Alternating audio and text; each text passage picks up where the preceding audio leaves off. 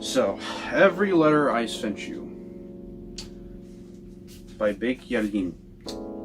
Yes, this is a great album. A few weeks ago, I want to say a few weeks ago, it might have been longer than that, I did a video showcasing the unboxing of this album, what this album looks like, just from the actual packaging that I got from, I think it was K-Pop Stores LA I bought it from.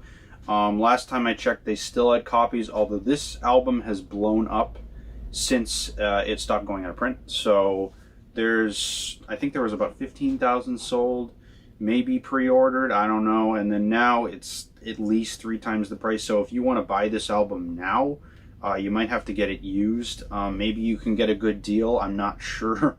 Let me know in the comments below. This is a really solid experience. I have to say, from a listening perspective, I finally got a chance to put it on. I waited a while. I wanted to get the records clean because when they initially send out vinyl, whether it's clear or whether it's colored or black vinyl or any vinyl at all, traditionally, you know, it has stuff. I don't know what to call it. It's some sort of material that is left over in the process of actually stamping the album itself. If you start to run the needle through it without washing the album before you start playing it right out of the box, there is a tendency to believe that it might the needle might crush the residue, that's the word for it, residue, crush the residue into the actual grooves, thus degrading your sound experience. It's just one of those vinyl things that audiophiles talk about. If you don't want to, worry about it, then don't worry about it.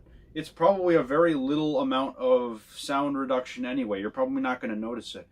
I, on the other hand, am just very, very keen on having like the highest listening experience that I can. So I have an uncle who has a machine, and I thought, well, that's great. So I went over and I had him clean it, and we talked a little bit about this album, and we played it on his system.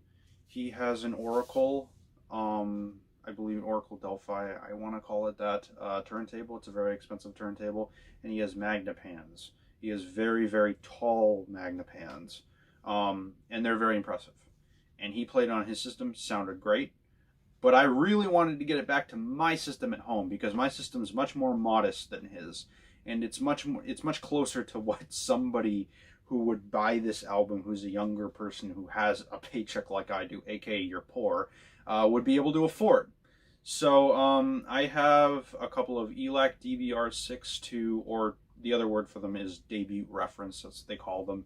They're about $600 a pair. They came out in 2019, and they were shown over at a show there, and then they came out. So $600 a pair. I have for their amplifiers, their preamp is a Sprout 100 integrated amplifier from PS Audio, and they pair really well with each other. They're very neutral sounding. So if this is like this isn't like a review on those speakers or that receiver or anything. If you want those and you want like a balanced neutral sound that's not going to be like shouty and like out at you, then you go with that. But if you want something more exciting, get like a Klipsch or get like a Wilson Audio if you have that money in your back pocket or something like that. But in any case, I hooked that up with my Project 6.1 turntable.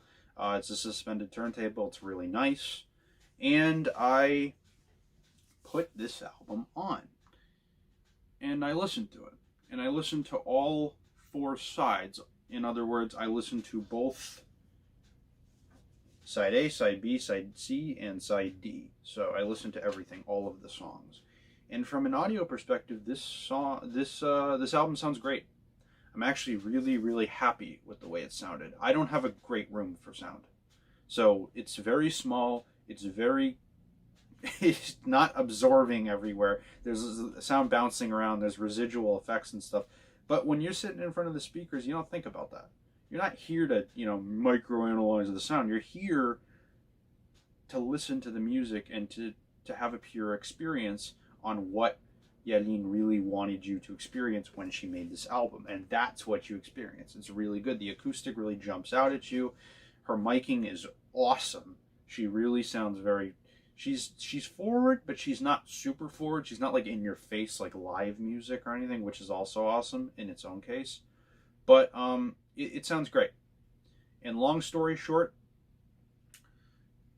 it's going to get wear and tear. So the first couple of recordings you're going to get are going to sound amazing. They're going to sound really clean. They're going to be like, well, this doesn't have the crackling that vinyl normally has. Well, yeah, that's because usually what you do is you uncover your dad's or your grandfather's or some uncle of yours has like a garage sale, and you go to it and you're like, well, you know, I got this thing of albums, here you go, and it's like 40 years old and it's scratched up, and it's like you put it on, and you're like, okay, well, that's not cool, you know. So there's that, and then there's buying new vinyl. And new vinyl doesn't always have the quality of what the vinyl back in the 70s was released with, but honestly, a lot of it does. And this was not a cheap album. This was $60 retail originally. You know it's good press.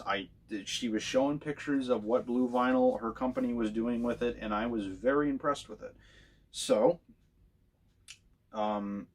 I have to give this my full endorsement. I mean, this is a great album. And if you can pick it up and you love her music, I suggest you do so, because it's only going to go up from here as far as price. It's pricey, trust me, but in a couple of years, if you want to resell it, it's going to have a pretty good resale value. So if that's what you're worried, if you're worried about something like that, then I wouldn't be too worried, because this is covered. In any case, just from a musical perspective, which is why I bought it, it sounds great. And I think we've done it. I think that's it. So thanks for watching, and let me know in the comments what you feel. How do you think the sound is on this album? What do you think might be improved? What kind of equipment were you using, and how did that sound experience go for you? How does your room look? So as far as sound, yeah, let me know. Thanks.